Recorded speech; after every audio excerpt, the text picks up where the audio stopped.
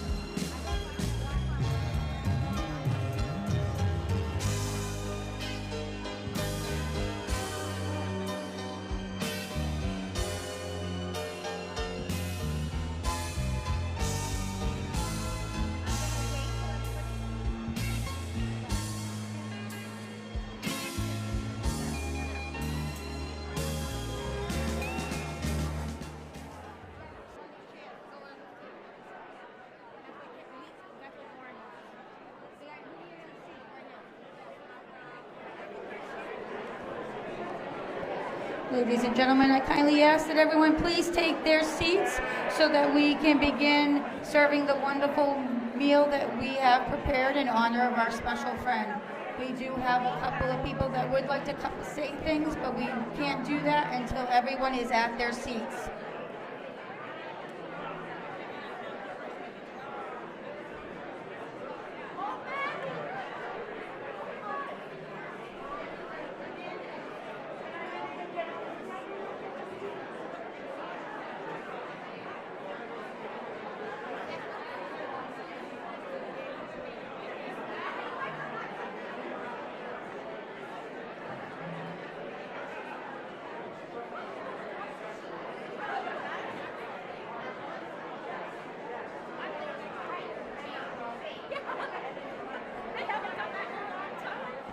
We gotta catch up.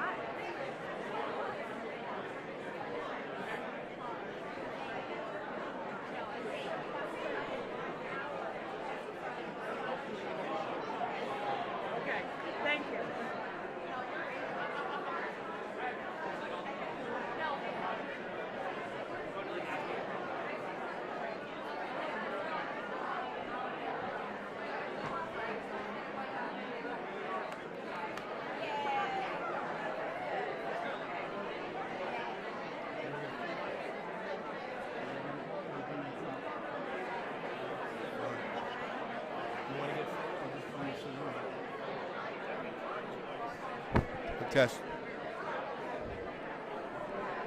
Test. We'd like to get started with the food part of the program. If everybody could find their seat, please, so that we can get started.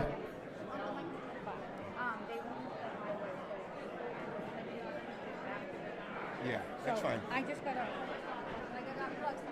You got it.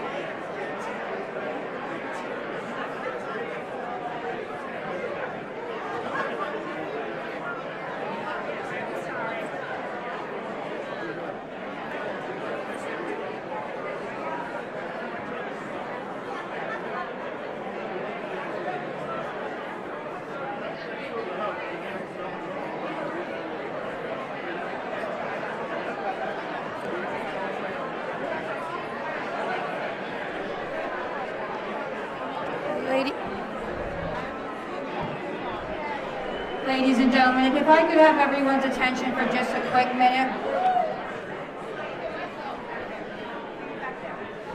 I just need everyone's attention for just a quick second.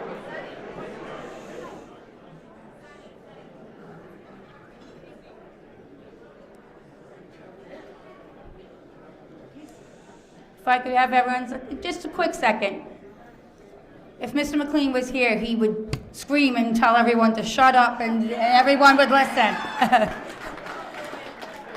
On behalf of his family. I'll fill in for him. Go ahead, Doug. Tell everyone to stop. On behalf of his family, they had requested that we play his favorite song before we serve lunch. Once we play that song, we'll be coming out with some cohog chowder, Biff's favorite, and then we're going to be serving our wonderful buffet that we have presented here today on behalf of a lot of his friends. We kindly ask that you please wait until your table is called. A member of our staff will be calling each an individual table. We kindly ask that you enjoy yourself, reflect on all the beautiful memories that we've all shared, our common denominator, Biff, Mr. MacLean. So with that being said, I need everyone's quiet and attention. Thank you.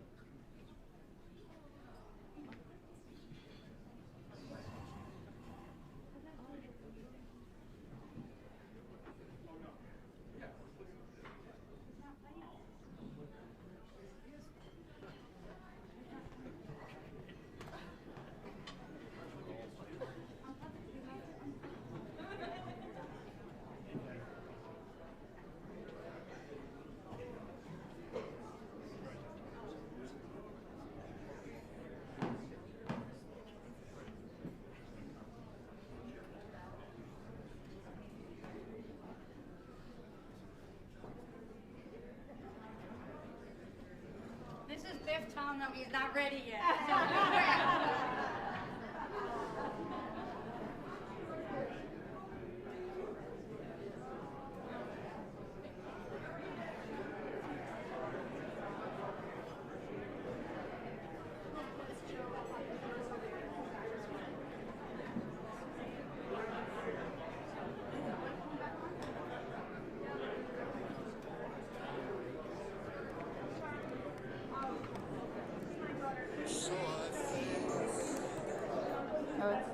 Wait.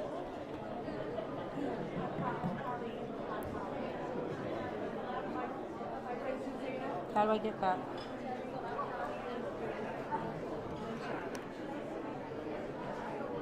It's still playing. It's not playing. The song, just the song.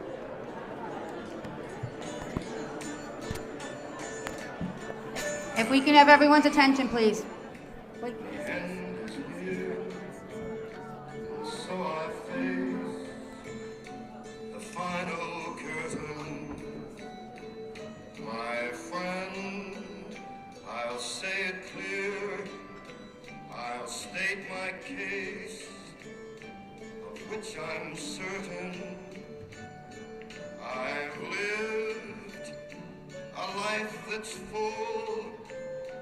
I traveled each and every highway, and more, much more than this, I did it my way. Regrets, I've had a few, but then again, too few to mention. I did what I had to do, saw it through without exemption.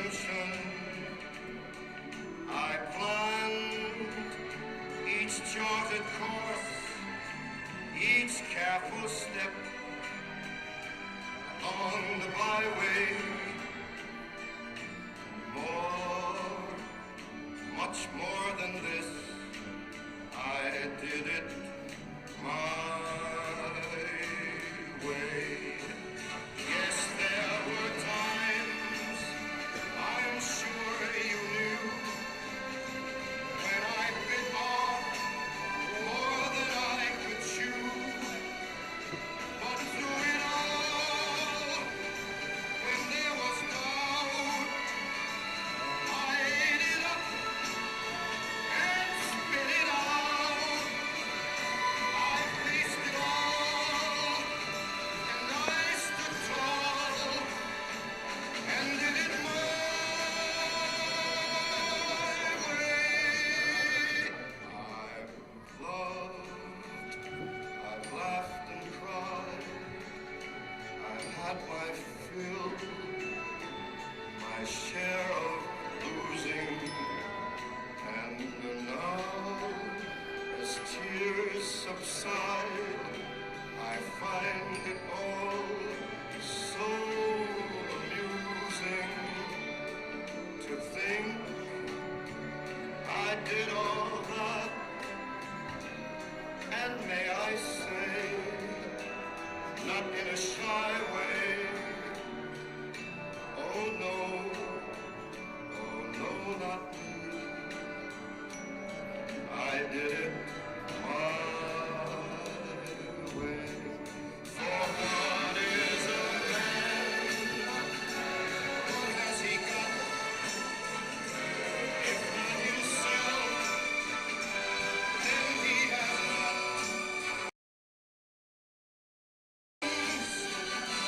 He truly feels, and not the words of one who kneels. It shows I took the blows and did it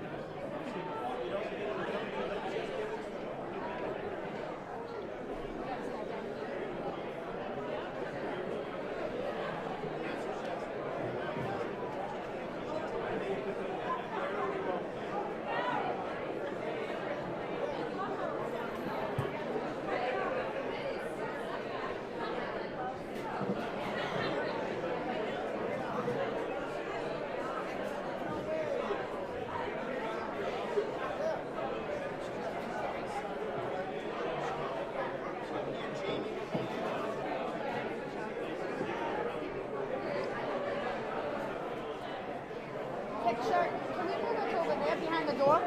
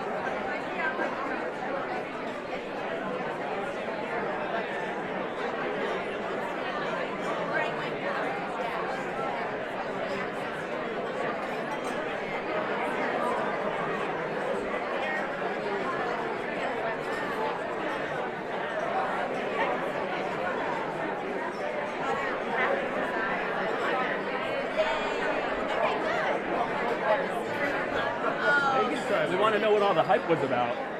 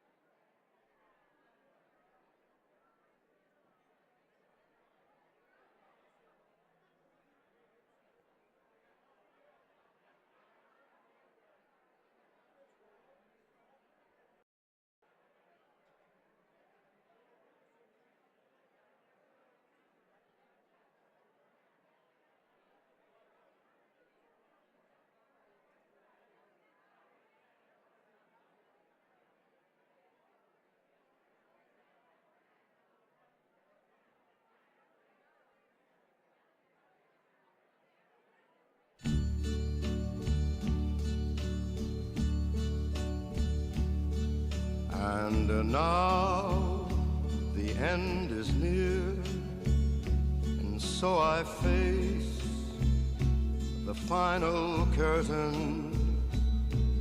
My friend, I'll say it clear, I'll state my case, of which I'm certain.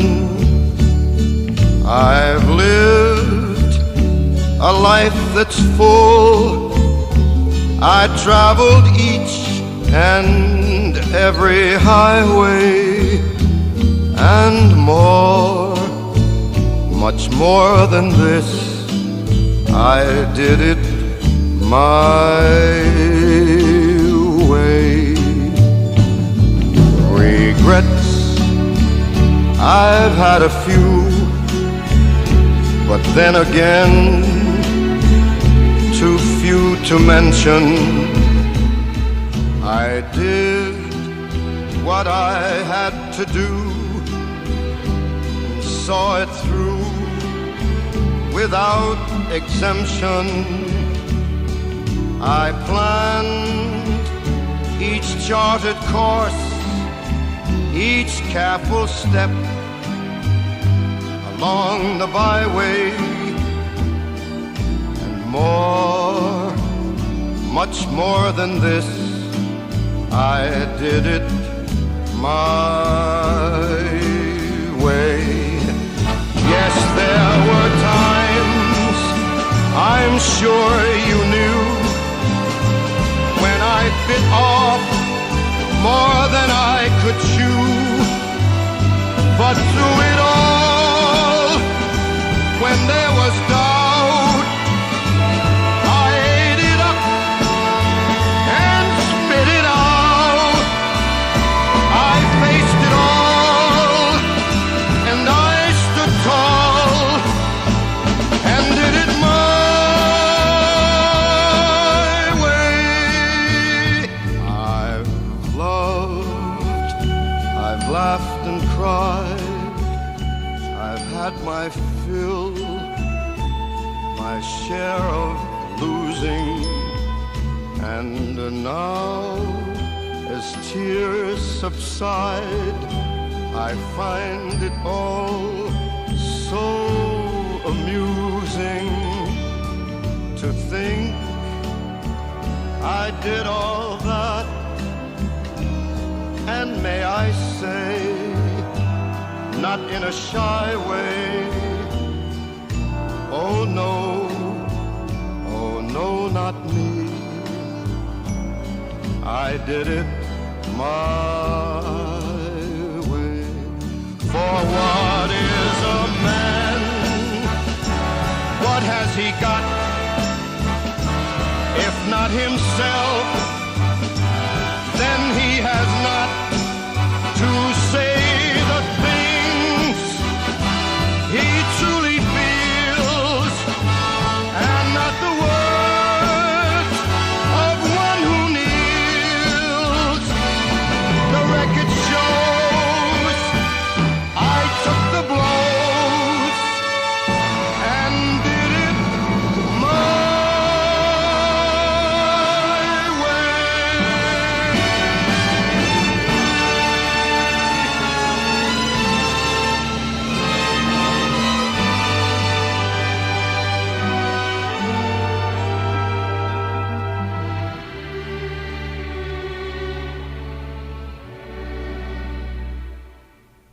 yes, it was my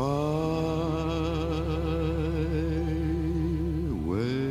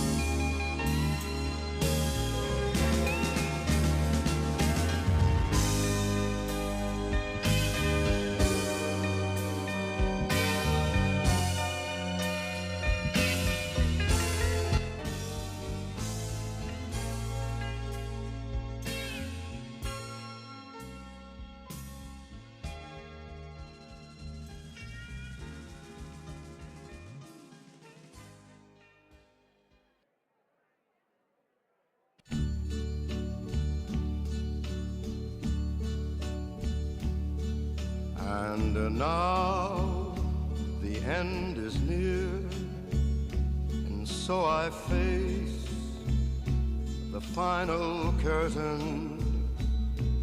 My friend, I'll say it clear, I'll state my case, of which I'm certain. I've lived a life that's full. I traveled each and every highway, and more, much more than this, I did it my way. Regrets, I've had a few, but then again, too few to mention. I did what I had to do, and saw it through without exemption. I planned each charted course, each careful step along the byway, and more, much more than this, I did it my way. Yes, there were times, I'm sure you knew, when I bit off more than I could chew. But through it all, when there was doubt, I ate it up and spit it out. I faced it all, and I stood tall, and did it my way. I've loved, I've laughed and cried, I've had my fill, my share of losing, and now, as tears subside, I find it all so amusing to think I did all that, and may I say, not in a shy way. Oh no, not me. I did it my way.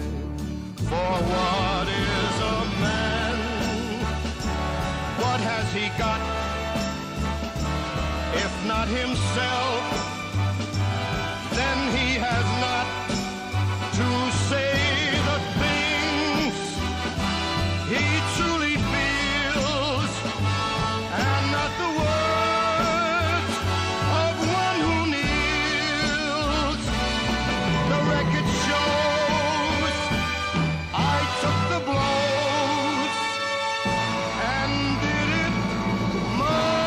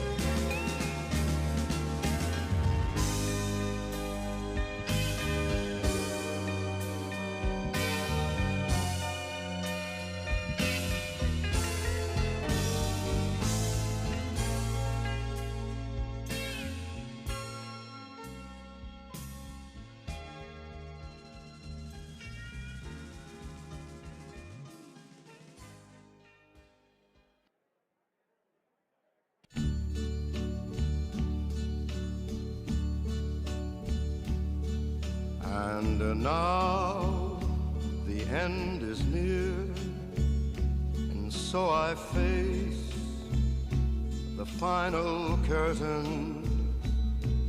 My friend, I'll say it clear, I'll state my case, of which I'm certain. I've lived a life that's full. I traveled each and every highway, and more, much more than this, I did it my way. Regrets, I've had a few, but then again, too few to mention. I did what I had to do, and saw it through without exemption. I planned each charted course, each careful step along the byway, and more, much more than this, I did it my way. Yes, there were times, I'm sure you knew, when I bit off more than I could chew. But through it all, when there was doubt, I ate it up and spit it out. I faced it all, and I stood tall, and did it my way. I've loved, I've laughed and cried, I've had my fill, my share of losing, and now, as tears subside, I find it all so amusing to think I did all that, and may I say, not in a shy way. Oh no, not me. I did it my way. For what is a man? What has he got? If not himself, then he has not to say the things he truly feels, and not the words of one who kneels. The record shows I took the blows and did it my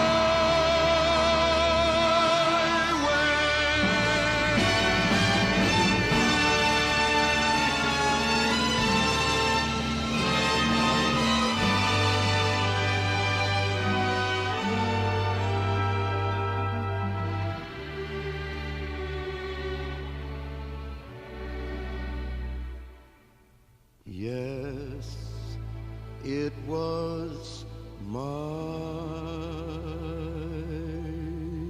way.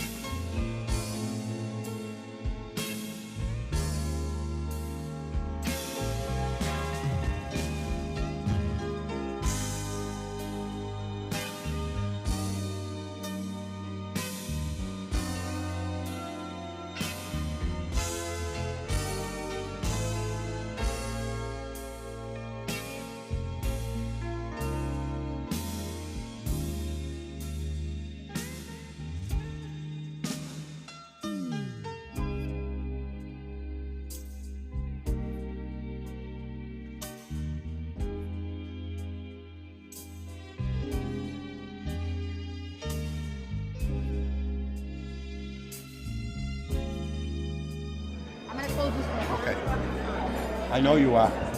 If we could have your attention, please, we're going to do a little video of some Biff MacLean stories. If you have them, you can write them down. My name is John Saunders. I'm running for re-election. I was trying to work the room, and she's calling me out, you know. So, but I'm still working on it. Only need 1,000 signatures to get my name on the ballot. But Mary Jane's going to speak first. Mary Jane MacLean.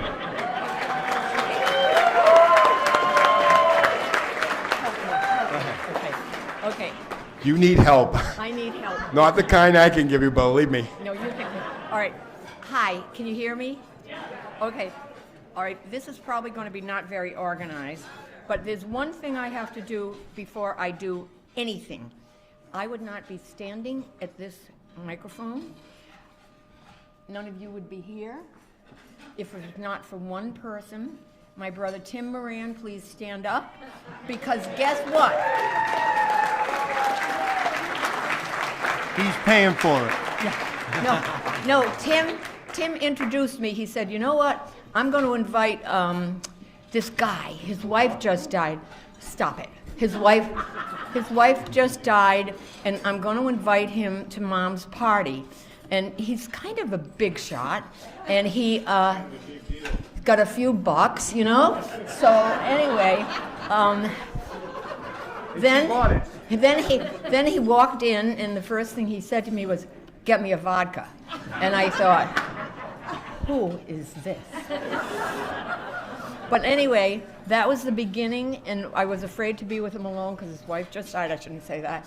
But anyway, we have had a wonderful, wonderful ride, and okay, and the blessing was that our kids really have been incredible. We have just had a great, you can all clap for yourselves.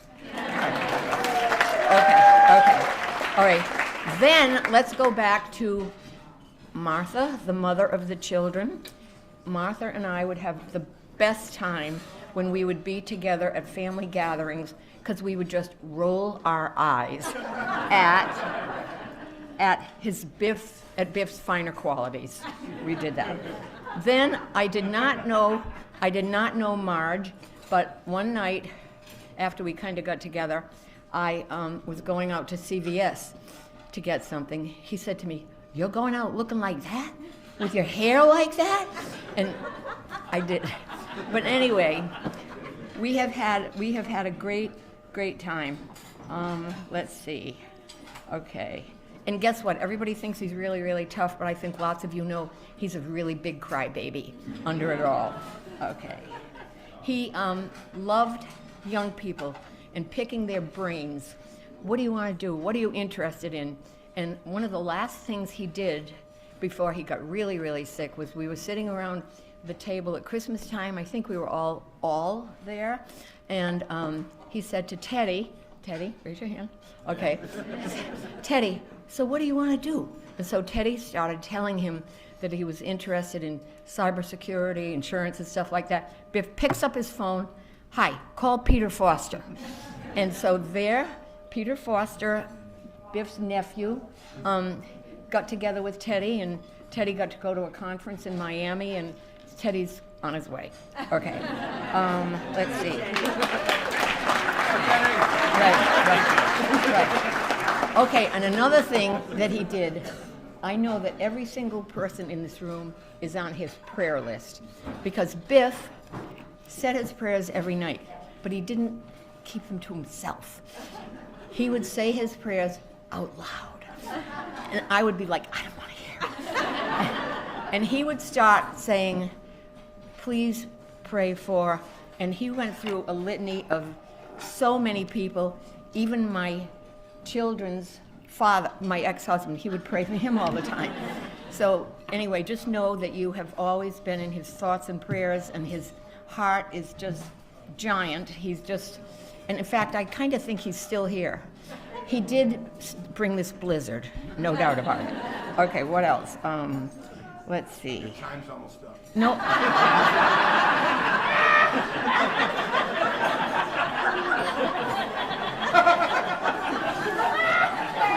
Get over here. No, you don't need any Okay, help. no. All right, and I have to tell you, one of the most wonderful things, when we kind of knew, and definitely, I know he was tired and he's at rest, he did not want to go. He was like going to the gym, he had a couple of massages, and just, I'm going to get better, he did not want to. But then I think he realized that, he wasn't getting better, it was going to be another trip to the hospital, and we all decided, And then John and Harry came down and had him laughing, and at one point he couldn't really, I'm going to talk for a little while. And at one point he could not swallow. So what did John and Harry do, and Chuck, even Chuck? They put, what do you think they put on the sponge? Put in doers on the sponge. And he's sucking away on the doers. Okay, let's see. I think we killed him. So, what do you see anything? Wait a minute. He has, all right, and I'm not mentioning people because everyone was his friend, and you were his friend. You know her. He was not fancy, which is what I loved about him. He didn't give a crap about whether he had $5 or a lot, and that is also what I love about this community. The nicest people on the planet are in southeastern Mass. What else? What? Oh, the nicest people on the planet are in southeastern Mass. Absolutely. It doesn't even matter. Okay. All right, saying the prayers, mention the friends, know who you are. Okay. All right. He's leaving an incredible legacy, and you are all part of it. And now he is transitioning to the timeless realm. Yes.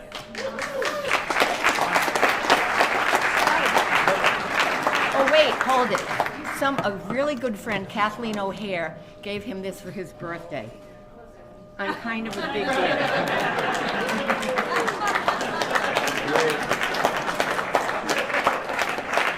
And when I was in the legislature. Anyway, and like that, Chuck? Like that? Okay. Okay, bye.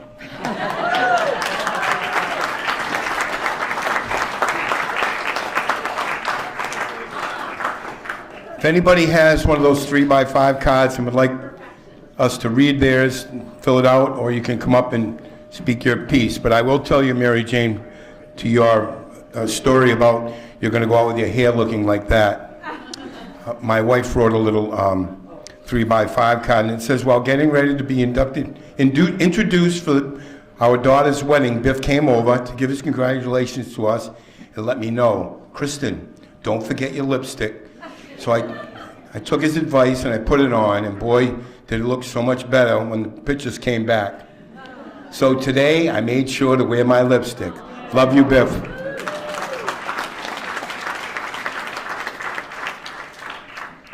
Oh, Sandy, she writes this. It looks like it's encrypted. How the hell am I going to see this? I grew up in a largely single-parent household in Mass. Means my family had no connection to people who could give a shit about anything. I married Andrew in 1988. Through Andrew, I met Biff. Biff got me my first job, and as it paid with the MBTA, impacted my whole desire when I was, Jesus Christ. While I pressed, there was, I couldn't underlook why it was. Biff was the person of the transportation committee. My wasn't she lucky. When I decided I wanted to become a lawyer and go to law school, Biff gave me a little push as I needed to get there. I know he knew some people at the Suffolk Law School too. When I graduated, he suggested that I start my own practice, and noticed that Biff loved that too. Biff MacLean did not know me from a hole in the wall.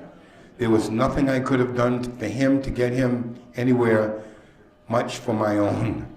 I love you, Biff, totally, and loyalty is the name of the game. Sandy. Would anybody like to come up and tell a little Biff story? I got like a ton of them. Come on up, Tim. I got a ton of stories, but I probably ruined the re-election campaign, so why don't you? we could talk about bundling tickets and everything that we really did, but step right up, Tim. Had I known this story before I met Biff, I would have never introduced him to my sister. Way back when, there was a very exclusive club at Boston Garden called the Garden Club. I happen to belong there. Very exclusive club. And one night, Biff tried. Some of the people know the story, but the story cannot leave this room.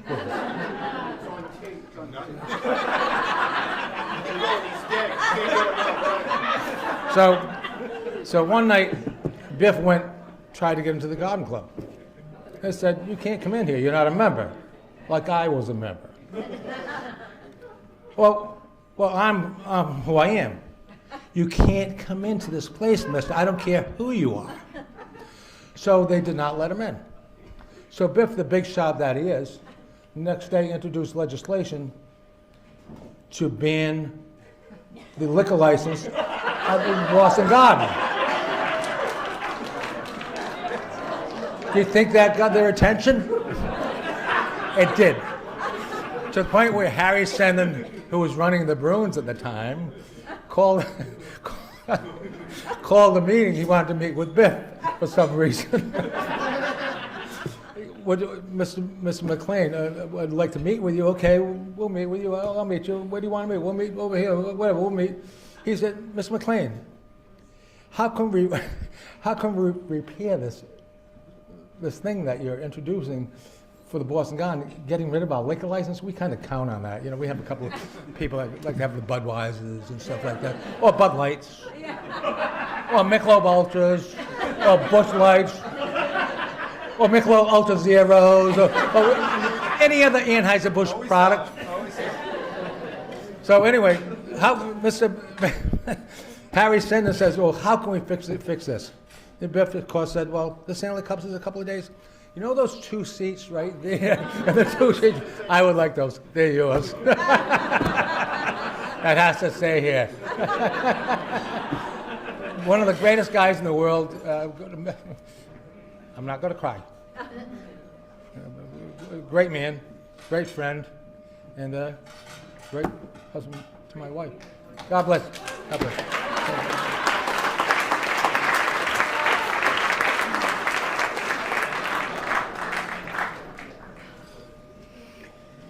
Okay. Hi, everyone. I'm Biff's daughter, Lauren, one of them. Like my father, I get a little emotional when I tell stories about my father in public. But I'll do the best I can. And usually I would do 3x5 cars, but I'm getting older, so I can't see, so they're a little bigger. So thank you all for coming out this morning and for joining us here this afternoon. Dad loved being here at the Century House. This was one of his favorite places. Being with Manny and Dolly, and quite frankly, most of you would have made his afternoon. God had other plans. God bless you. The last 18 months were extremely difficult on Mary Jane and Dad due to his health. She was his rock and advocate.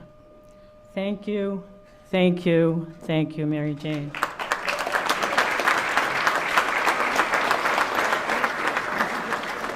For all of his life, he was a very self-sufficient, proud, charitable, loving, and hard-working entrepreneur. Loyalty, love, and charity were the pillars of his life. He loved all of you more than you know. He gave of his time and finances to more than just the charities we know of. His reach goes beyond the bounds of South Coast. Okay, my husband Chuck, please stand up.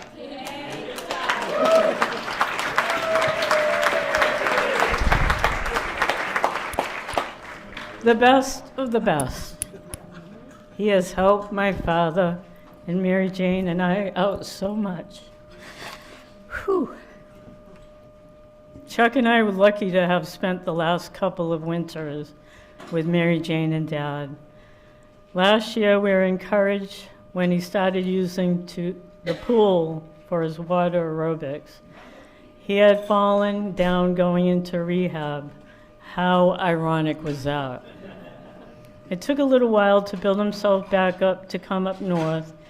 He told us a lot of stories in those hours in the pool that were quite frankly revealing, not only of his professional career, but of the things he really liked to do, which was helping those who needed help the most.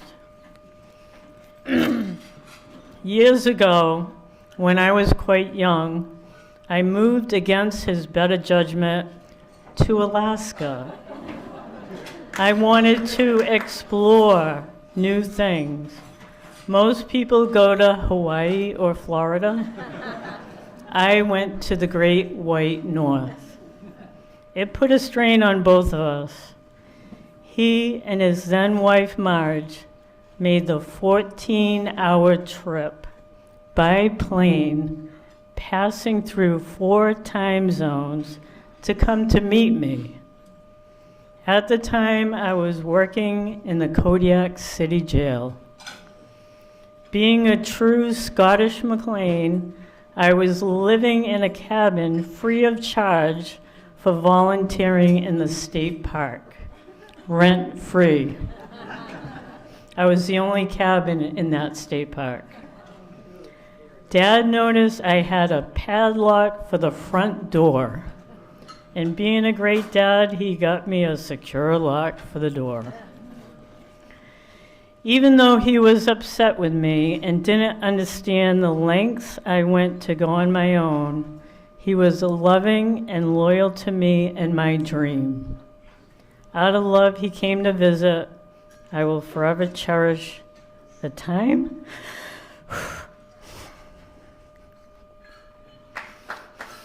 I was able to spend with him.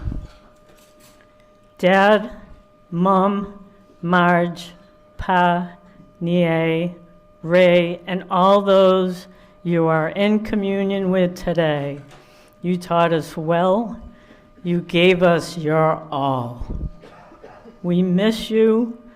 I look forward to hearing from others on how Biff touched your life like that. God bless you all.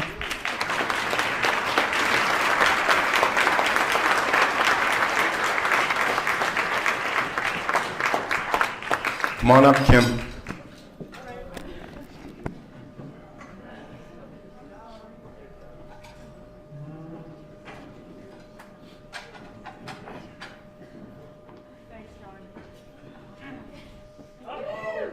Hey.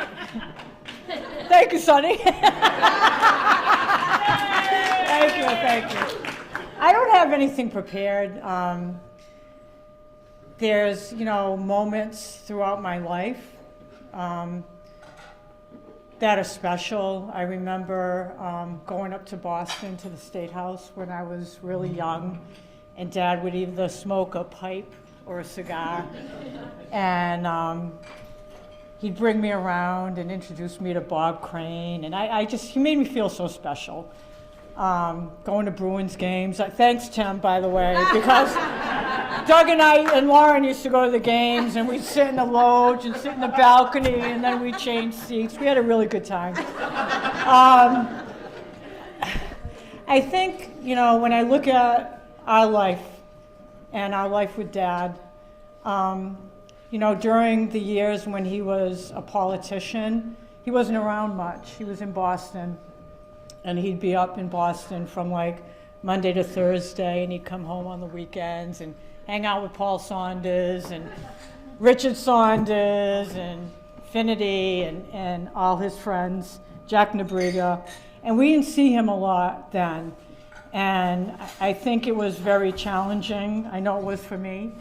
And I went off and did things that I probably shouldn't have done, not knowing any better.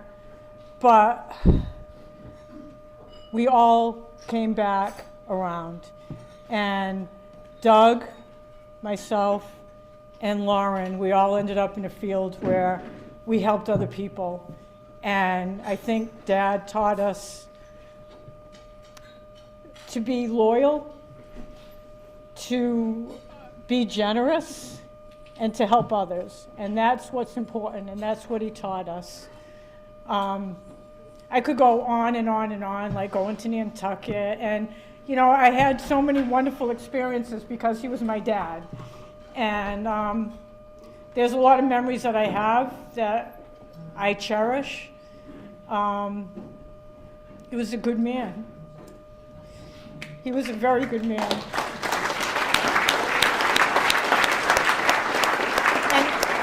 And I said to some of my friends, I can't imagine my life without him.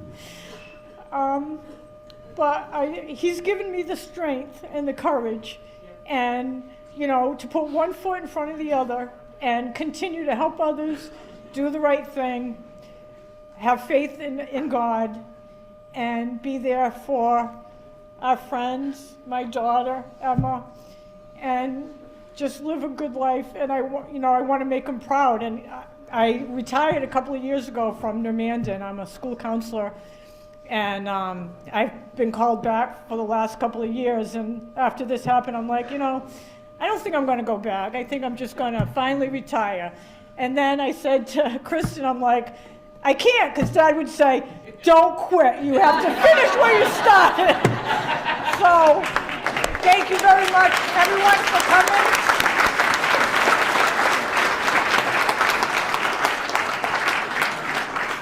Anybody else want to come up? And Pat, come on up.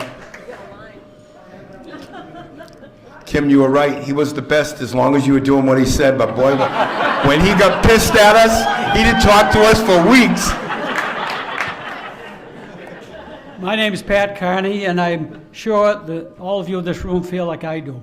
My life has been blessed for having been a friend of Biff MacLean the last 50 years. What a friend. Now, why do I say that? I say that because I don't know another man who has done more good for more people than Biff MacLean.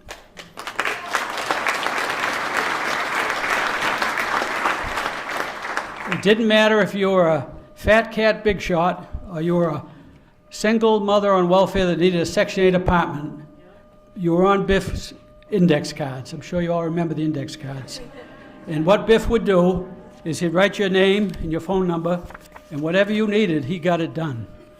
If you needed a job, if you needed an apartment, if you needed career advice, if you were needed a fundraiser, there was no bigger fundraiser than Biff MacLean. If you were a good and honest lawyer, you could be a judge. Biff would take care of anybody who asked him for a favor. And that is just an incredible thing. And I want to have you join me with a vision. After Biff passed, he appeared at the gates. St. Peter was there. St. Peter said, Biff, thank you for such a great life and a great job. But after that, Biff saw the face of Jesus. Jesus, I'm sure, embraced him and said, Biff, thank you for taking care of my people and enter my kingdom. You deserve it. Biff, we're always going to remember you. We're never going to forget you. And thank you for being such a great person. Thank you all.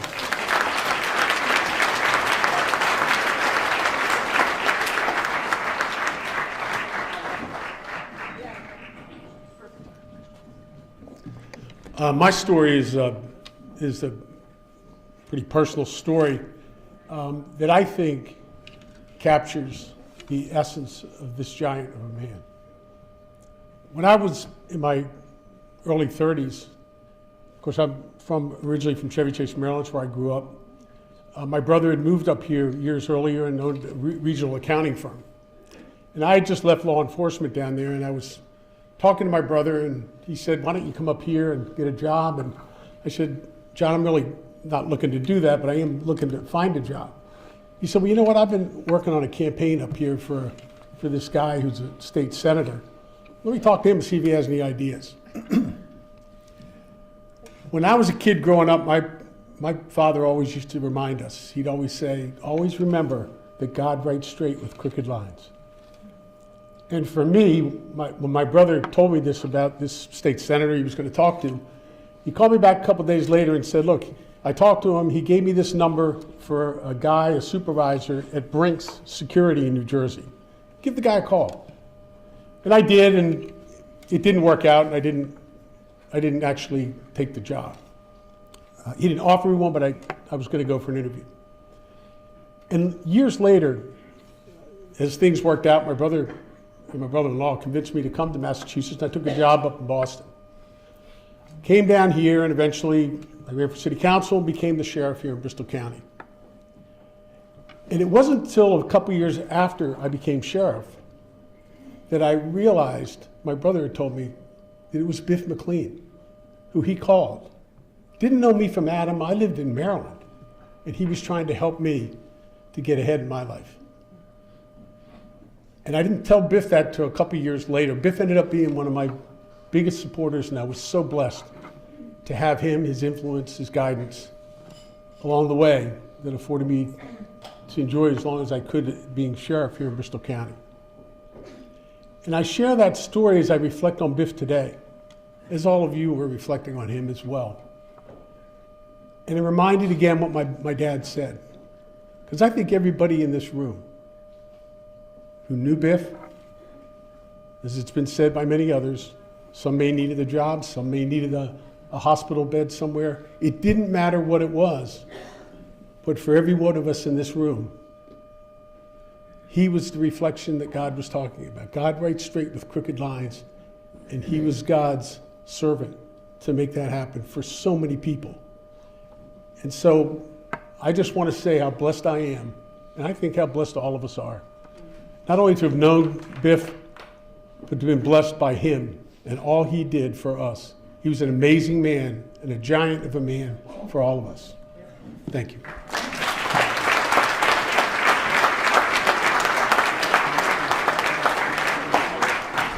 Come on up, Mike.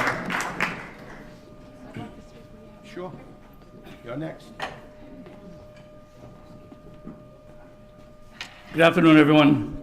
I got 3 short stories to tell you about Biff because I only have 3 minutes, so it's 1 minute for each story.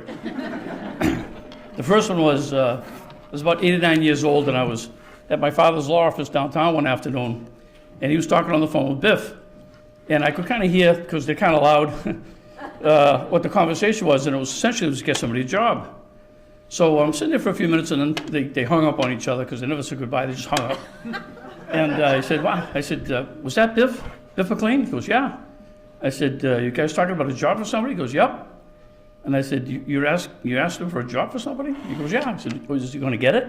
He goes, oh, yeah. He'll come through with a job. I said, wow. I said, that's great. I said, well, who was it? My father said, it was a friend of a friend. And I said, a friend of a friend? I said, you asked for a job for a friend of a friend? He goes, yeah. I said, wow. I said, that's pretty cool. You can just, throw jobs around like that. And I was just like amazed. And he said, well, it works both ways. He said, when Biff needs something, he calls me. And he said, and I do whatever he asks. I take care of whatever he needs. Biff says do it, you do it. I said, wow. I said, so you go back and forth like that, doing favors for each other from time to time? He goes, yeah. I said, well, how do you know whose turn it is? And he said, friends don't keep count.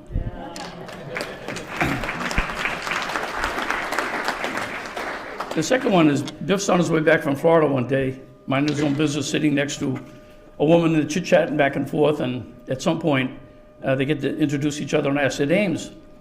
So he said, well, my name is Biff MacLean. And she said, the Biff MacLean? And he said, I'm the only one that I know that's Biff MacLean. She goes, are you from, southeastern Mass, New Bedford? He goes, yeah, that's me. She goes, well, I'm Sheila McGovern. And he said, well, it's nice to meet you. And he said, you don't know who I am, do you? He said, no. Have we ever met? She said, no. He said, well, how would I know you? She said, I wanted to be a judge in the Suffolk County Probate Court. And I had it all lined up, and it was all set to go to the governor's desk. But I was getting blackballed by my local governor's counselor. And I didn't know what to do. I was beside myself. And somebody said, well, call Biff MacLean. He can help you. And she said, really? He doesn't know me from Adam. And doesn't matter. Call him. So she goes, I can't, but I'll have somebody else call him. So somebody else called Biff. Biff jumped on the deal. Next thing you know, the governor's counselor calls Sheila McGovern and says, by the way, I'm with you. I'm all set. I'm going to vote for you. Come on down. She's a great judge, but the idea that this person, Sheila McGovern, had gotten a favor from Biff, a person she's never met and never known, and that Biff had done this for somebody he had no idea who she was or what she was all about, but she's been a fabulous probate court judge. The judges love her, the lawyers love her, and it's just another example of Biff doing for others, reaching out and helping others that's got nothing to do with him and no advantage to him. That's the kind of guy he was. So my last story is probably the most personal one. Before my late wife died, she and my daughter, my older daughter, had a disagreement a couple of years before she died. And they weren't speaking to each other. And this went on for a couple of years, and my wife ended up dying of cancer. And they never really made amends. So Biff called me to lunch one day. And if you've ever been called to lunch by Biff, you know you're going to get the hammer. You don't know what it's going to be. You don't know what's going to happen. But you're not just getting called to lunch for the invitation for a sandwich. It's going to be a big deal. So, with usual trepidation, I met with Biff at the country club. And he said, Michael, he said, this problem with your daughter Amanda, he said, it's ongoing. I said, yes, Biff. And he said, you're not going to have a relationship with her, are you? I said, I don't intend to because of what happened between her and my wife. Out of respect for my wife, I'm all done with her. She's out, dead to me. And he said, I just want to have you have one thought. And I said, what's that, Biff? He goes, it's not the grandchild's fault. And I said, not the grandchild's fault? He said, yeah, Amanda's pregnant, right? She's going to be due in a month or two with her first child, your first grandchild. He said, don't you want to have a relationship with that grandchild? Don't you want to grow up and know how that person's going to grow up to be? And I said, I never thought of it that way. He goes, right. You never thought of it until now. Now you're thinking about it. It's not the grandchild's fault. So my grandchildren are 14 and 12. I had them with me 2 weeks, last 2 weeks of school vacation down in Aruba. They have been the joy of my life. I have spent ball games, practices, graduations, concerts, Little League, you name it, with those two grandchildren for these last 14 years, and none of that would have happened without Biff.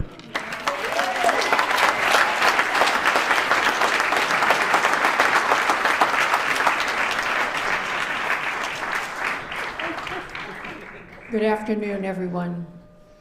My name is Mary Joyce Morris, Mary Jane and families, and I was a member of Biff's staff for 14 years at the State House. And back then I worked for Bob Quinn, who lost, and I needed a job. There were no computers, there was nothing. You had to take a typing test in the speaker's office. And she said, there's only one person looking for someone, and that's Biff MacLean. I went, oh no, because, no, seriously, his reputation in the building preceded him, how tough he was and what he was. And I went to work for him, and I spent 14 years. Daryl is here today. We were quite a team. I learned, needless to say, a lot from him. We had the best reputation in the State House for following through, and his 3x5 cards. My husband tells a story. We'd just come back from a honeymoon and the phone rang at 11 o'clock at night. It's Biff checking a 3x5 card. There were just so many stories of his great love for Mary Jane and his family, and just how he just did things with kindness and dignity and follow through. And, my kids would say, I can't do that. And I'm like, yeah, you can. Their father would say, just do it. She's been to the Biff school, And there are lessons that I have, followed with him, and they have served me well.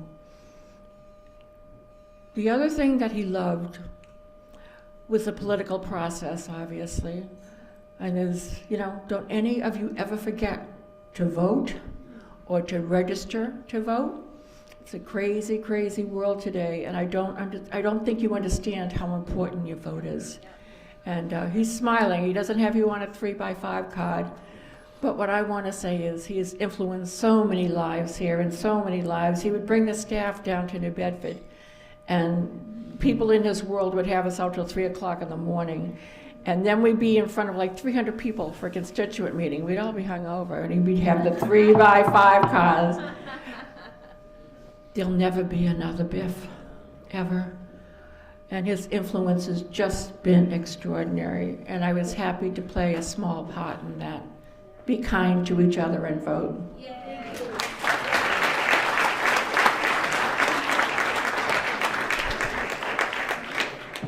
Hi, I don't have any 3x5 cards. I wish I did. I really do. I'm not prepared at all, but I wanted to give the perspective of one of Mary Jane's kids.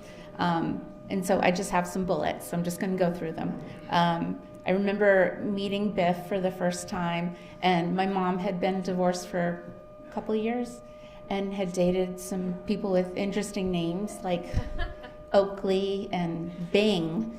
And suddenly there was this man named Biff in our kitchen, and it was a hot day, and he was sweating profusely, and he gave me like some chocolates, and I don't like chocolate, but I was like, took one, I held it in my hand, it started to melt.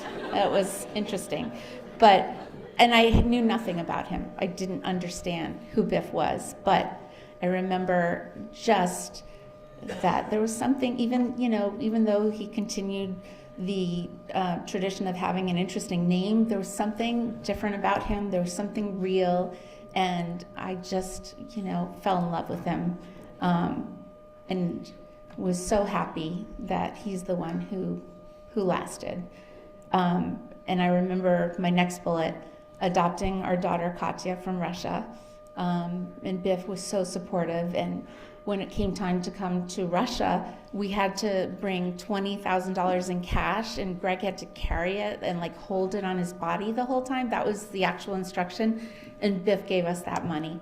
And so he brought Katya to us, and that was huge,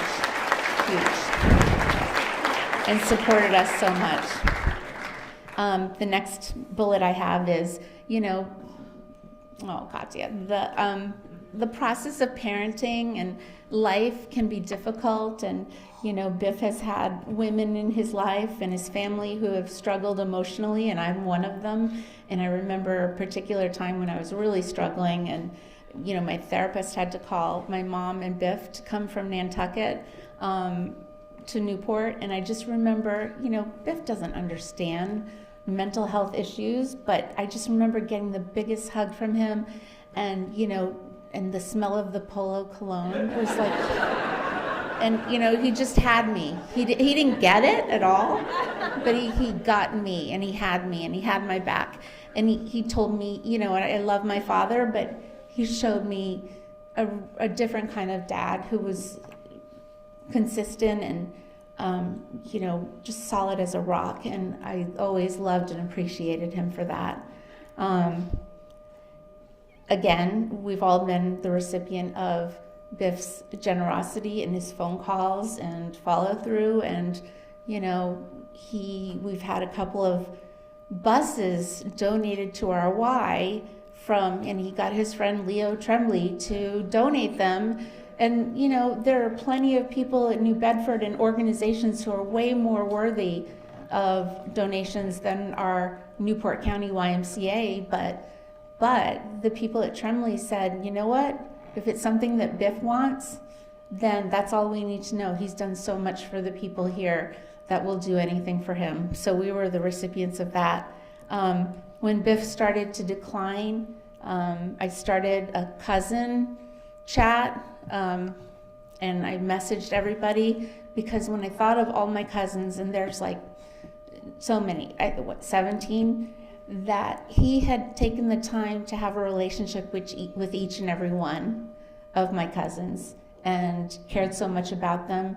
And so I let them all know what was going on with Biff and that he loved them, and it was the truth. He loved each and every one of them, and that was what was so amazing about Biff, that he had relationships with everybody, no matter what their age was.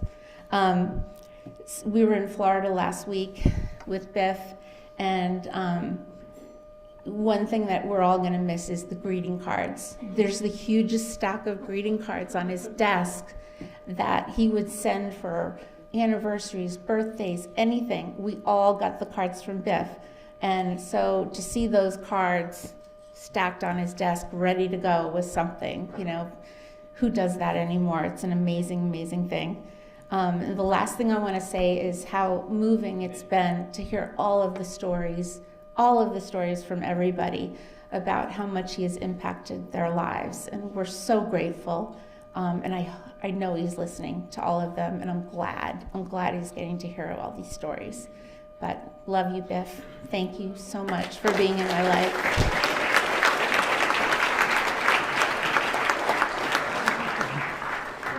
Hey everybody, I don't know how I follow all this, but it's a lot. So I'll give the perspective of Mary Jane's son when she's newly divorced and starts dating a little bit, and these guys come into my life, and I'm in my mid to late 20s at the time, and it's a lot, you know. And then I met Biff, and I'm like, oh my God, I now have a life coach, like literally, like a guy. I mean, and he was just always there. And at the time, I'm late 20s. Starting, you know, getting married, starting a family, starting a career, and I've got this amazing person who was just so selfless and so giving with his time and with his, you know, just life experiences. And I'll thank you, Mom, for bringing him into our life. So it really changed our life, and just can't thank enough. I mean, there's a couple of stories. I know my mom mentioned the story of Biff introducing my son Ted to Peter. And I remember talking to Ted, I'm like, it's amazing you saw Biff in action, like it's so great and this is going to be helpful to you. But the most important thing there is he saw that perspective, and he got to experience what it's like to really think outside the box, think of somebody else, and really lay a hand and try to help somebody. So I thought that was great.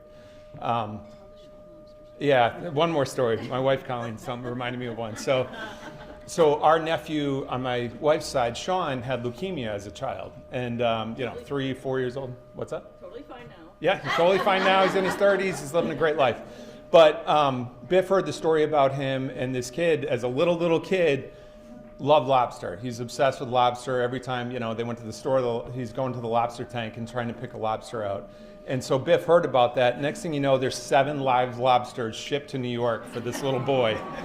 And I think he let the family cook like 5 of them, but wanted to keep 2 as pets. And it was just, and it was just things like that. I mean, you guys all have stories that are very similar to that, but it's just, we're very lucky and just very appreciative. And it's been great to really get to know this broader family here in Southeastern Mass. And, we just really appreciate it. So God bless Biff.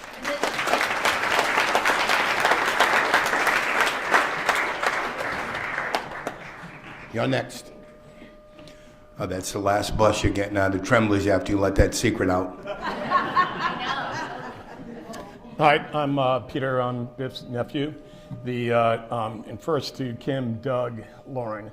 I remember the box at the end of the stairs at 60 Lafayette, where Biff would come home from Boston and he'd emptied his pockets. This was back when we all had cash. You know, he'd empty them into the box. We all knew it because the ice cream man and other goodies that we had, all because we knew the box was at the end of the stairs. But I never missed it. You know, the story I want to tell is I worked for Biff for about a year to 18 months when he was a senator. And I was a gopher. I was 23 years old, running around, doing everything. I can't tell you how many DUIs I got off. I met with the registrar so often. And I was an idealist too, so this was a real trouble thing for me. But he helped so many people because of things like that. But the big thing that I got involved in, I was sitting in the office one day, and he's got his own back chamber, and he yells, "Peter!" And I'm like, oh shit, what did I do?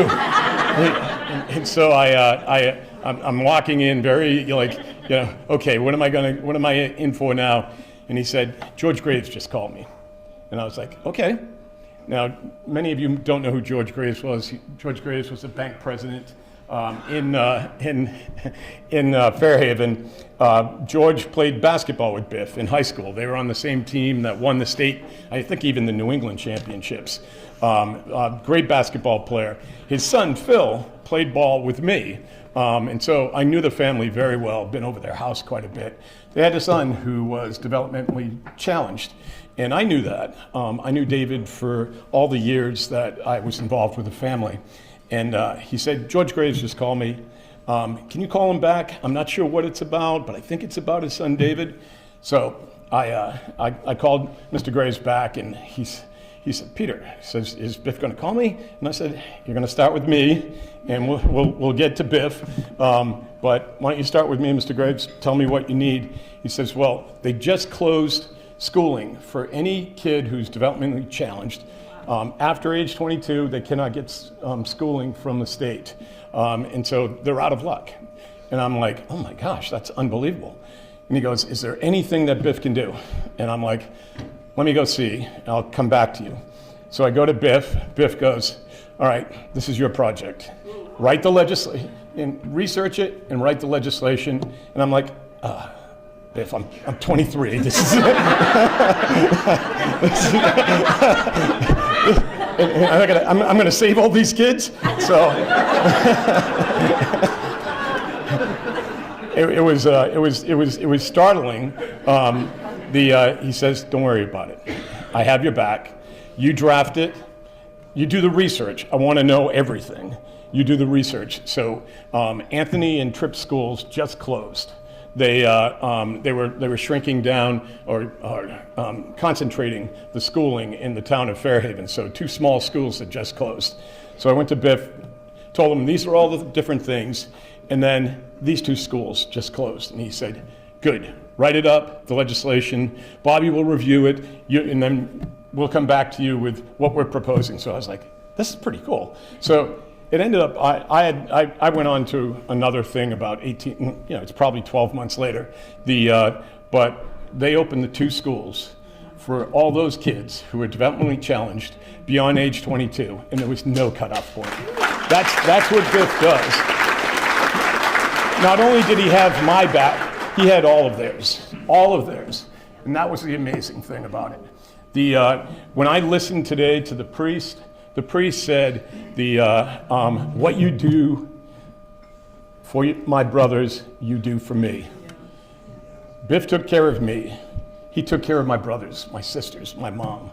He took care of so many of you that if you can pay it forward and do some things when you're thinking about Biff today, and as you go through the next few weeks, paying it forward like he'd want you to would be as special as anyone could expect. And you'll feel good about it too. Thank you.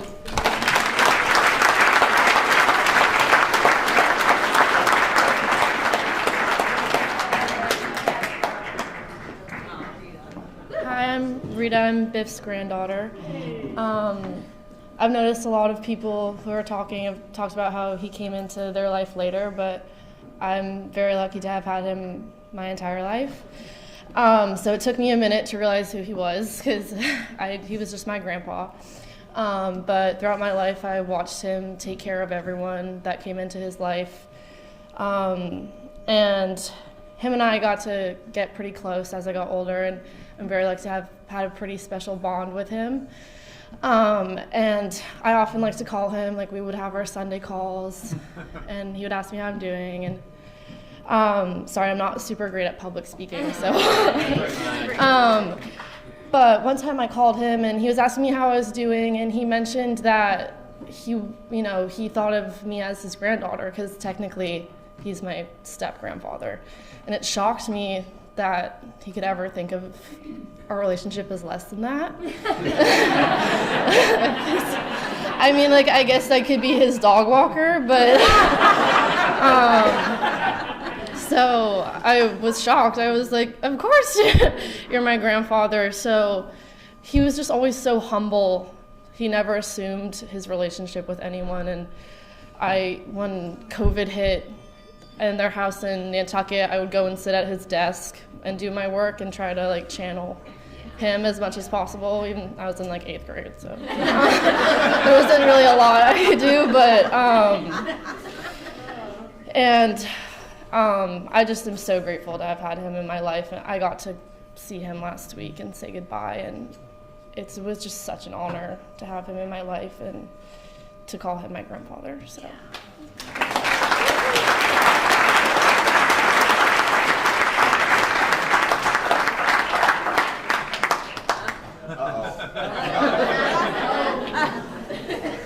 Hi, everybody. For those of you who don't know me, my name's Sonny. I'm married to Julie, Mary Jane's daughter, and I was raised by hippies. So when I came on the scene, it was quite shocking for everyone. But Biff really kind of picked up on my good qualities pretty quickly. And so how I got close to him, is I was trying to buy a sailboat, and I don't know how this progresses you into a better person, but it did. And well, he made me go to the bank and try to get a loan by myself, but I didn't have a checking account at the time. So I brought like a W-2 from 7 years ago in there. And they were like, no, we're definitely not going to give you a loan. And I was like, Biff, I tried. And so he co-signed this loan for me to get a sailboat, and somehow that really helped me progress in life, helped me get credit. I ended up paying off the boat really quickly, which gave me confidence and gave him confidence in me. And so, since then, I've just seen him do that over and over again, especially with all the young children. And obviously, I'm going to miss him so much. And so thankful that he was in my life. But it is a sad day. All right, thank you very much.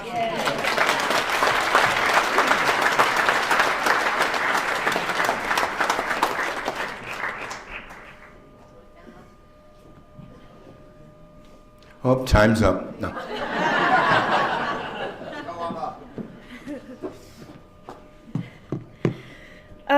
I think many of us can agree that you never had to question Biff's love for you, even if he hung up on you while you were still talking.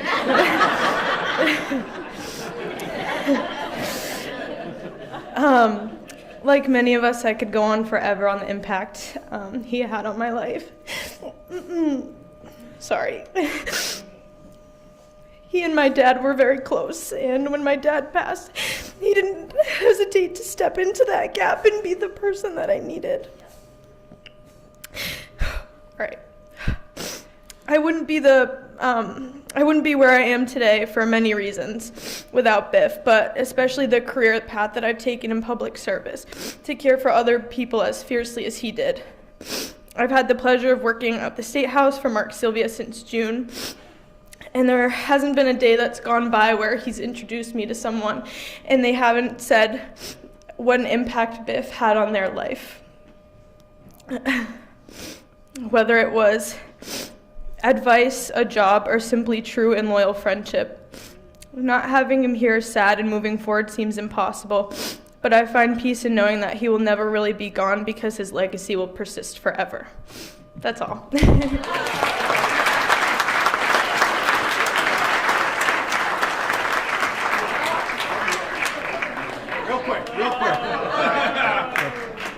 Hi, my name's Greg Schultz, and I married well. Mary Jane is my mother-in-law, and Ann is my wife. Just a real quick Biff story.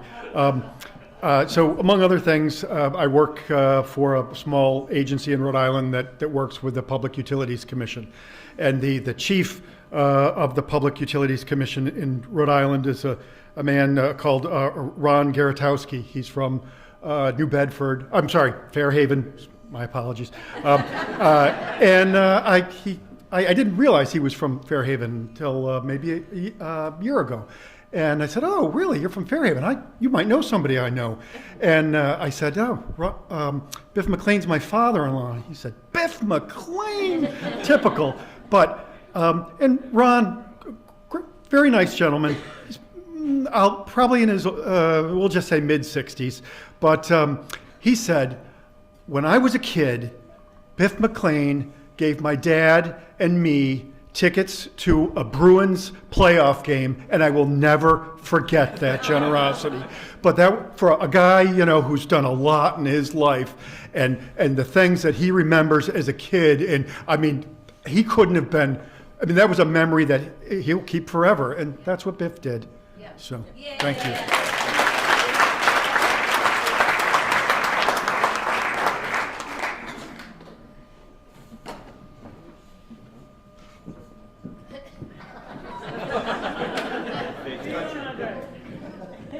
Hi, I'm Courtney. I'm John's daughter.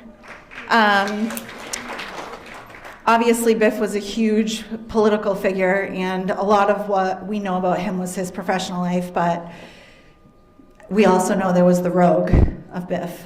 So during this period of time, I would say he was my grandfather. I found a picture of their boats that they bought together, which were the Crown Royale and Chivas Regal. So if anyone has any assumptions about what that time was like.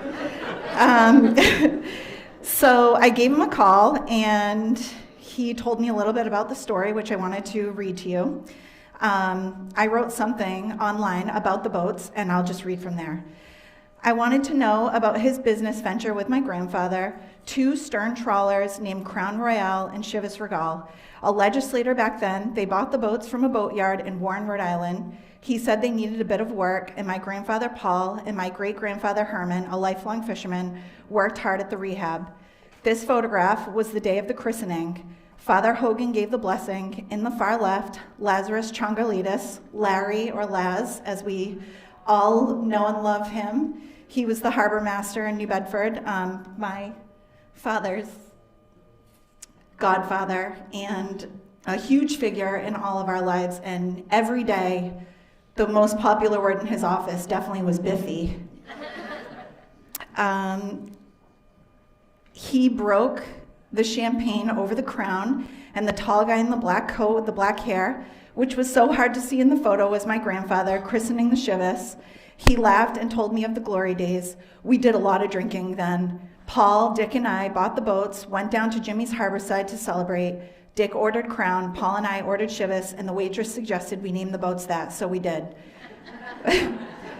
He told me about a local football player named Bobby Watkins, who played for Ohio State and later worked for Seagram's, that was from here, in Chicago, and he sponsored the party. He had Seagram sponsor the party at the Wamsutta Club, and it was a great opportunity for the Crown and Chivas brand for Seagram's to be a part of it.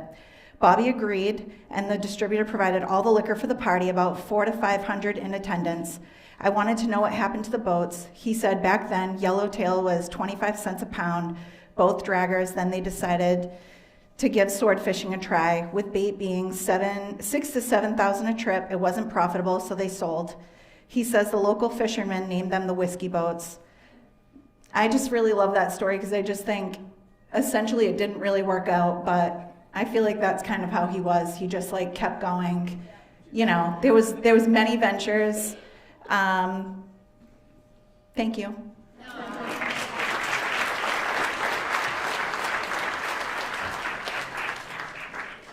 Anybody else?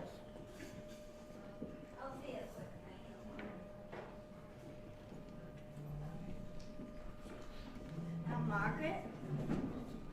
I'm Patricia Foster's daughter, the baby. And I just want to say that every time he came into town, he was amazing with all of us. And I just wanted to share that with everybody. He was an amazing man.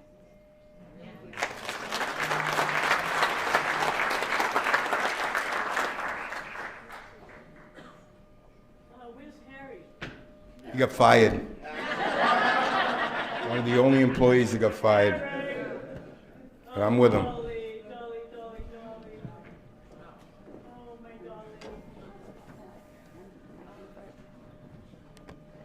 There's one story that I do have to share, that it happened more times than anything. Whenever I used to get a phone call, it would say Biff MacLean, or actually Mr. MacLean, because I never called him Biff. It'd say Mr. MacLean. I'm like, looked at my husband, I'm like, why is Mr. MacLean calling me? He goes, answer it. So I answer it, and he goes, hey, Delings. And I'm like, no, it's the other DG. He goes, who's this? I goes, it's Debbie. He goes, I don't want to talk to you. And he hung up the phone. So I was like, oh my God, does he like me? Does he not like me? My mother-in-law used to say, that's how he is. And I'm like, okay, so he likes me. So ladies and gentlemen, Delings.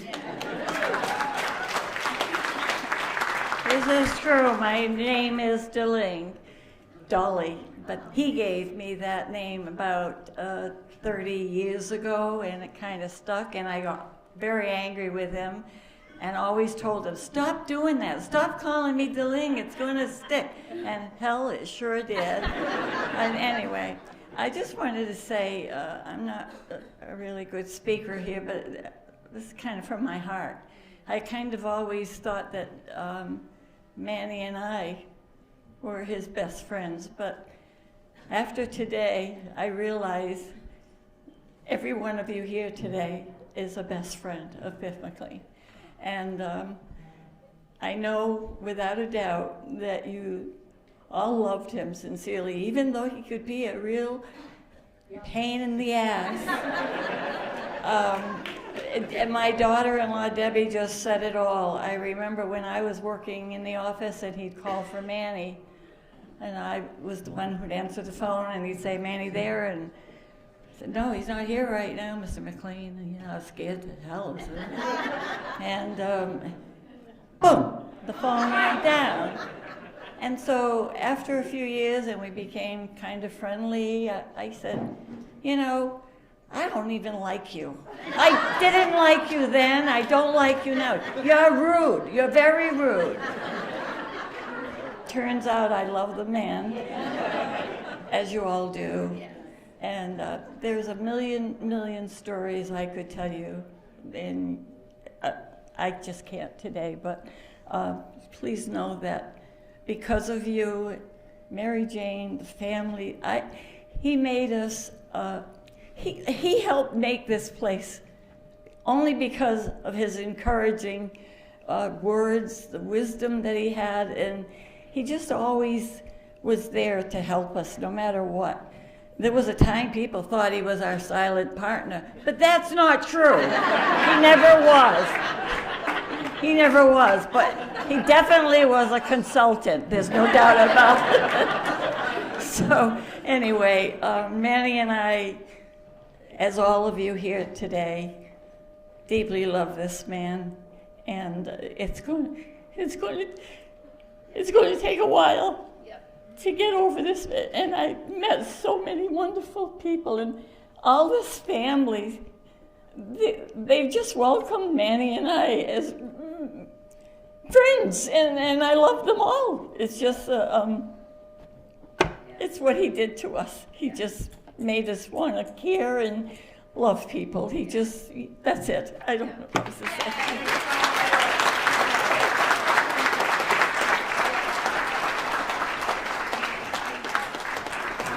I thought she was going to try to speak again.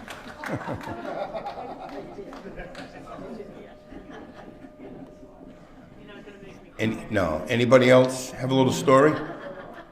Oh, here comes my attorney. He's got maybe one or two.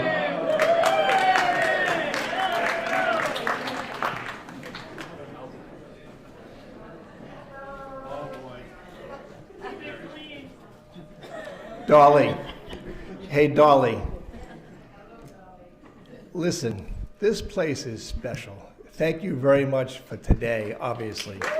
Your family is here. Your grandkids are here. Everybody's here taking care of Biff. It's your heart and your soul that put this place together. And there's been so many great times that came out of this place, from Gaudette's Pavilion to you, clam boils and cocktail parties. This place was Biff's home. Thank you, everybody, for Gaudette's, I should say, Century House today. It's awesome. Thank you.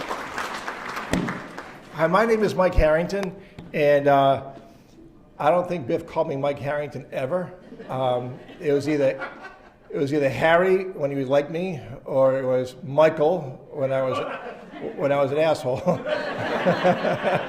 So just as what happened today, and I'm just thinking about what happened today at church and following up Mr. Foster on church today was wonderful about peace, love, hope. But he also said, you know, Father Karen didn't say the word charity, which was a part of Biff. But the main theme today is, which I was listening to today was, I shouldn't swear, but it's the goddamn telephone. Everybody here has something about Biff and the telephone. So let me tell you about the telephone. Alexander Graham Bell and Biff MacLean invented the telephone. They were both youngsters back then, and they got this thing going pretty good. And then if you didn't answer the telephone on the first or second ring, Greg Lacasse now, who took over the heat from me, thank you. Or if you didn't call him back, there was a problem with that too. But to take the telephone thing, I was a young kid when I met Biff first. I had a birthday party in Nantucket back in the 70s, late 70s. A lot of the people here are adults now, but we were there. We got kind of drunk and we tore it up pretty good. And we got a phone call from Biff that we had to leave the island. So that was my first real phone call from Biff. Then I went on to college and stuff like that. We were friends and stuff like that. And then I went to, I was working at a little bar in the south end of New Bedford called Davy's Locker. I don't know if anyone's ever been there or not. But I was down there in the mid-'80s, and there's a really good waitress named Kim MacLean down there with me. She's still here. Anita Davis, is she still here? I think she's still here. Anita Davis was another waitress down there with us. And Jack Stellato's here. He was our manager. Marvin Delinsky ran it. We gave away Marvin's booze. It was great. It was great. And we gave Marvin's booze away every Friday night, because Friday night was the night in New Bedford to go to Davy's Locker. And Biff was there, Marge was there, Manny was there, Roy was there, the Sheehan's were there, the Tanneys were there, the Downeys were there, the Saunders were there. It was just crazy. And we always took care of them first, obviously. If we charged him, we charged him. If we didn't charge him, we didn't charge him. But Biff always had his table set up there. And this is where the story gets kind of cool. He said to me, as I'm working at the bar, he came back one night after having dinner. We were kind of busy that night. We would do a lot of dinners. He came back and said, you know what? You don't belong behind this bar. You belong in law school, and you should go to law school. And I said, you know, I thought about it. I did think about it. A couple of days later, the phone rings at Davy's Locker. May was the hostess. She answers the phone, sends a phone call back to me in the bar. It's Biff. You're going to go to Boston next week and meet a guy named Judge Lawton. Judge Lawton is the dean of New England School of Law, and you're going to meet him and you're going to talk to him. And then you're going to take the law school admission test, and you're going to pass that and get a certain number. And Judge Lawton, so to get that number, you're into law school. I said, okay. So, I shouldn't answer the phone. But I did answer the phone, and I'm happy I did answer the phone that day. So then I get to go up to Boston and meet the people who ended up going to law school. And at that time, Biff's career was really at a high, and he wanted to take it to the next step. So he hired this young guy out of law school to work for him named Michael Harrington. So, of course, I go to help him out because he needs all the help he can get in the Senate. And we had a wonderful crew there. I served Mary Jane's. Somebody worked for 14 years, some worked for 18 months. I didn't make it that long. I was there. I had a great time. And in the cards, I had the Harry card, and I had my index cards, what I had to do every day. And it would always be, Joanne, send Harry back here. So I go back to Joanne. I get yelled at for not doing my job or something like that. I told him I was studying or doing something. So then I ended up, taking a break, going to Florida, and not telling Biff that I went to Florida. Joanne, send Harry back. Harry's not here. Where is he? I don't know. So next thing you know, he calls me up on the phone again. I'm in Florida. You're fired. I said, oh. All right.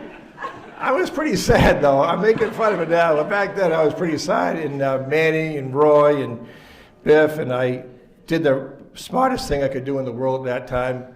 I called Marge. I figured if I get anyone on my side, I can have somebody on my side. I call Marge. So then I call him back, and I say, listen, we got to meet. He said, okay. So I don't know, like 27 years old. I said, I got to meet.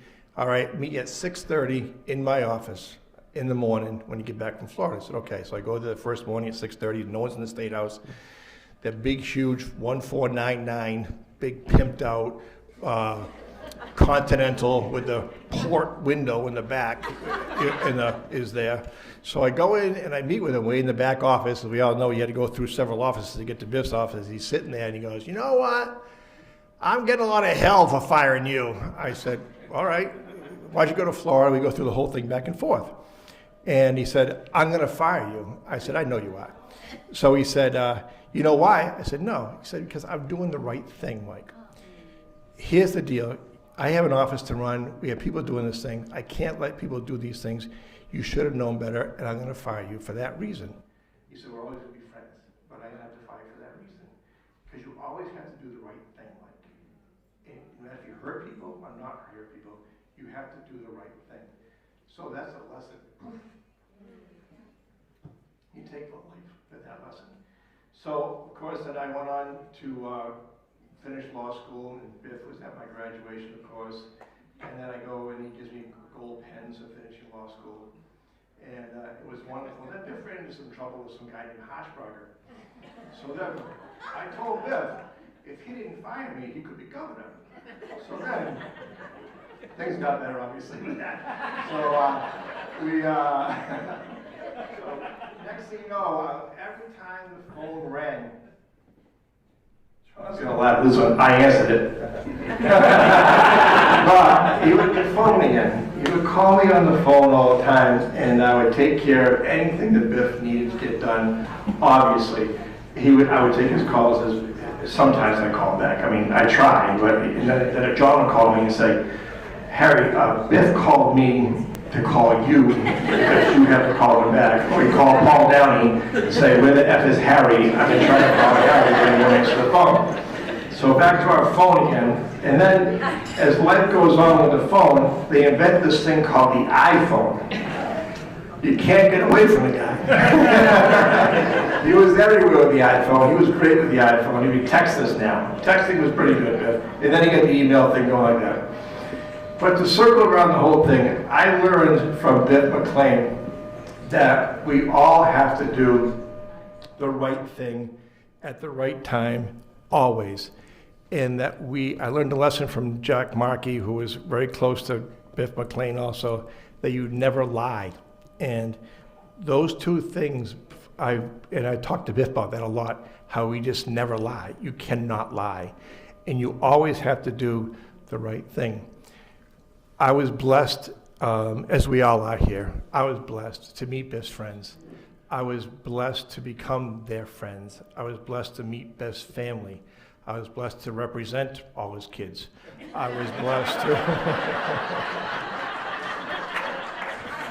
for nothing. And, and grandkids.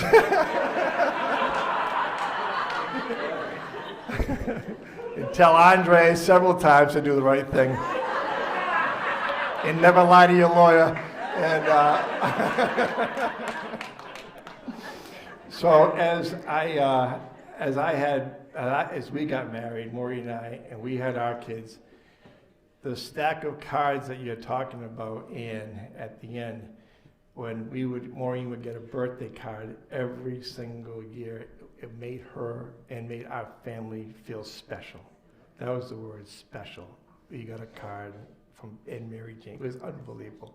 We all felt very special, Mary Jane. And then I was blessed to get a phone call again. And seriously, lunch I saw Bobby here from the doghouse. We go to lunch twice a week. I read the doghouse or M&C, or we go to Stadium or some other place. It was just great. We played a lot of golf, did a lot of those things, drank a lot of beers, had a lot of fun. I can't say all those things because it's too much to say it. But the phone call, the last phone call I had was with Biff, was the Wednesday that he went into the hospital. He came in, he was home, he had been home. He was in Florida with Mary Jane, and I got a chance to talk to him. And I said, how you doing? He said, I'm weak, I'm not good, I'm tired. What's up? He said, I'm gonna fight, and I'm gonna win, and I'm gonna start my physical therapy again. Later that night, he went to the hospital that Wednesday night. Then I got a phone call that he wasn't doing too good from Paul Downey, who was a tremendous taking care of Biff, Paul and Donna and their family. I mean, tremendous taking care of Biff. It was unbelievable that he wasn't doing too good. And Paul doesn't really say those things to us. I don't think he has fathomed yet in his brain that Biff is gone or that Biff is dying. So, you got to get down there. So that call, we got down there, John and I, hop on a plane and go down there. And then we had joy. It was joy because we were with Biff. It was joy because we got to see Biff. It was joy because everything that he has done for us, we got to thank him. Everything that we want to do for him, we got to express those things to him. And it was because Hugh was there. And it was because Ann was there, because Julie was there, it's because Chuck was there, Lauren and Kim and Paul and Donna and Owen. It was unbelievable, the amount of love that was in that house that day, Mary Jane, that you know that because you saw that. But that call, I'll never forget. But the calls after, even though he's gone, the calls from you, Mary Jane, and the calls from your family just remind me of how special that Biff MacLean was to me and how I will never forget him. And he will rest in peace, my friend.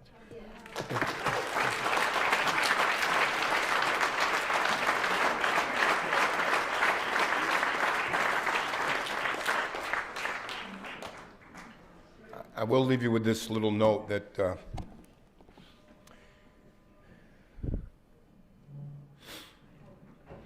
when we got down to Florida,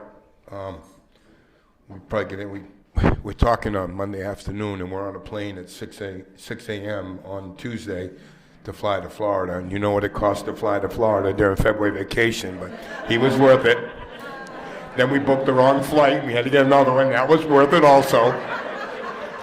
But he really didn't talk too much, and I knew he was hurting because when we walked in the room, he kind of looked at us both, and I had been down to see him in November, and he was like, "Hey, pal," and everybody was talking. He said, "Will you quiet? I want to talk to John because pull up a chair." I said, "What's the matter?" He goes, "What's going on at home?" That's all he cared about was what was happening in southeastern Mass and who was doing what.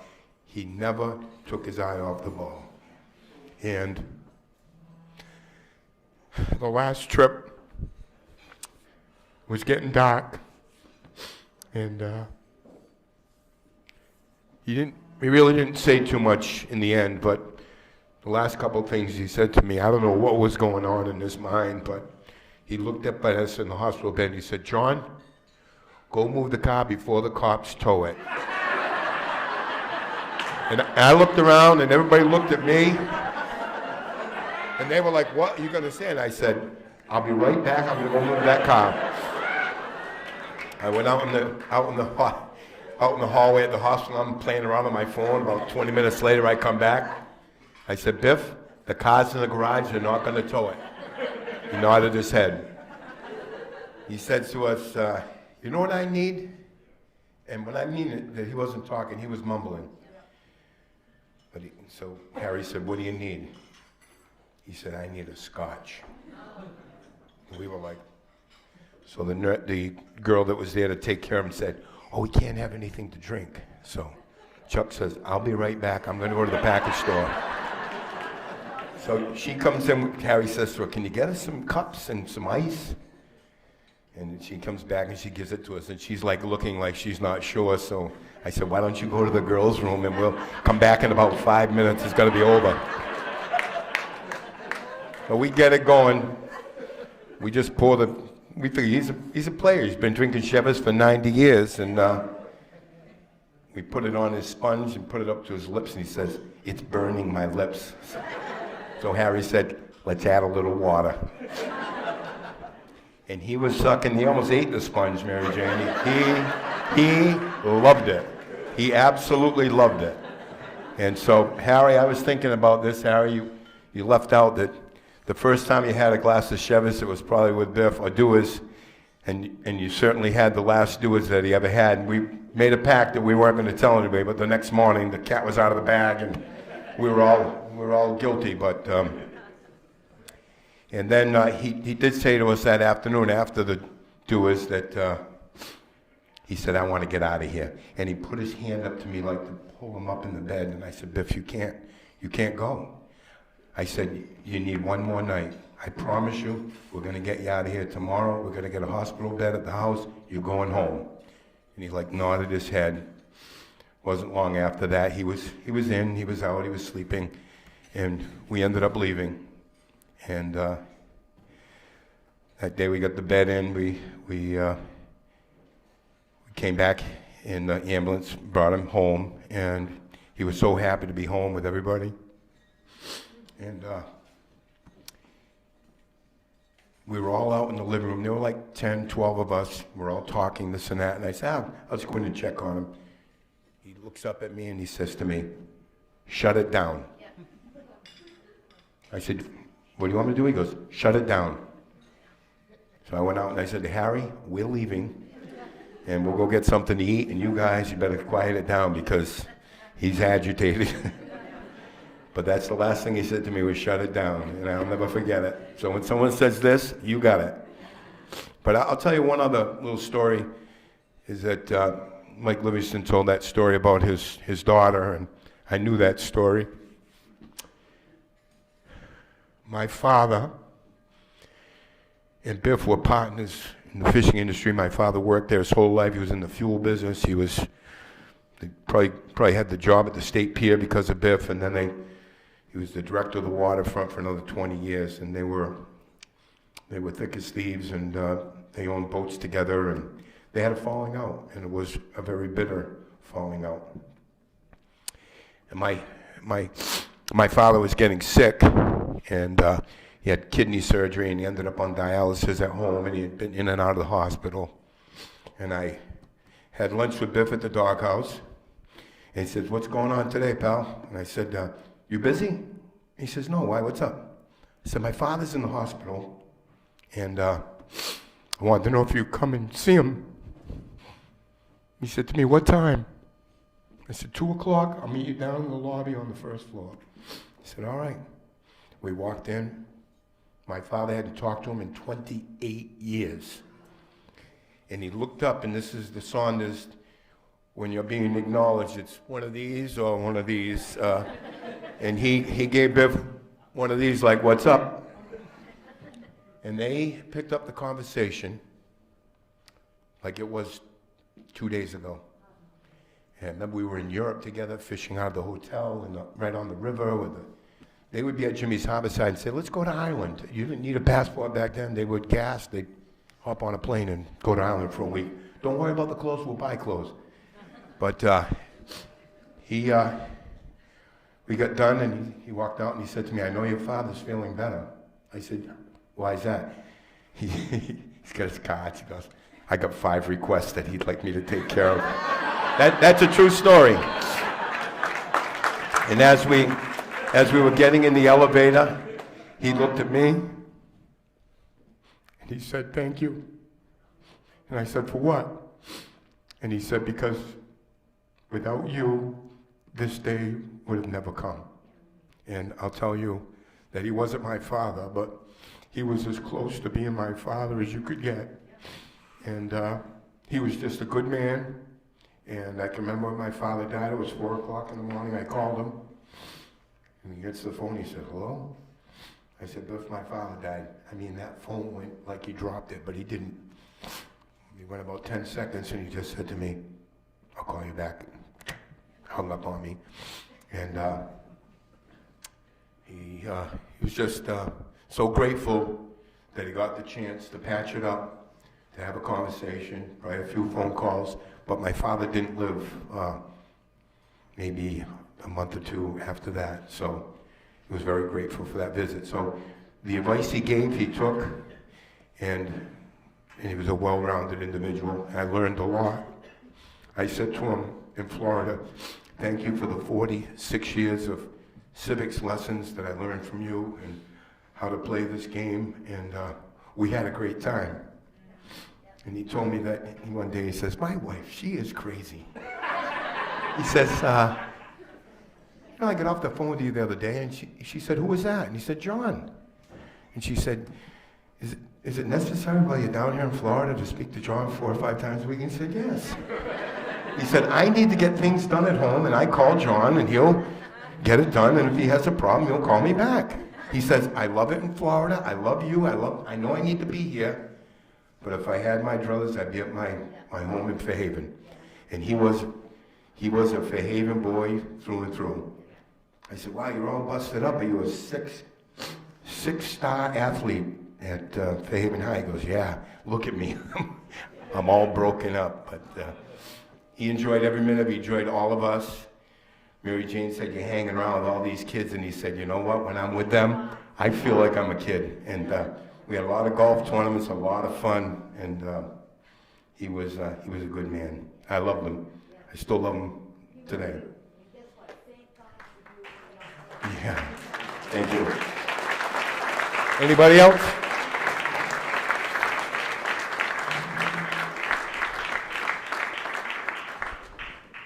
I guess that's it.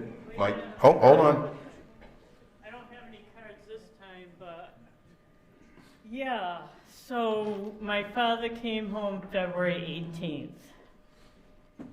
And the day that he died, I put him on the phone with Dodie.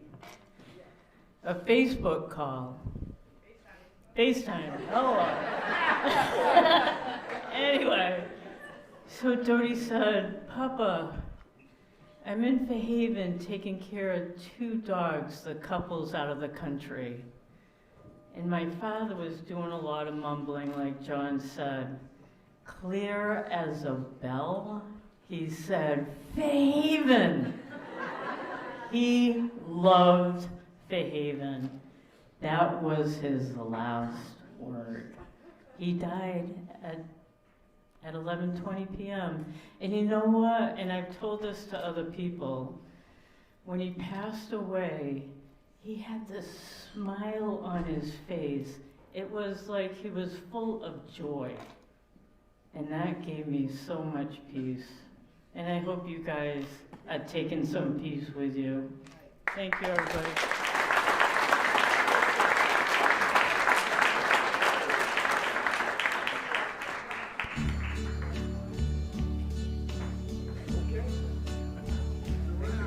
And now, thank you, everyone, for listening. Yeah.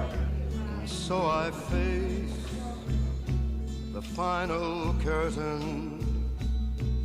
My friend, I'll say it clear, I'll state my case, of which I'm certain. I've lived a life that's full. I traveled each and every highway and more, much more than this. I did it my way. Regrets, I've had a few, but then again, too few to mention. I did what I had to do, saw it through without exemption. I planned each charted course, each careful step along the byway,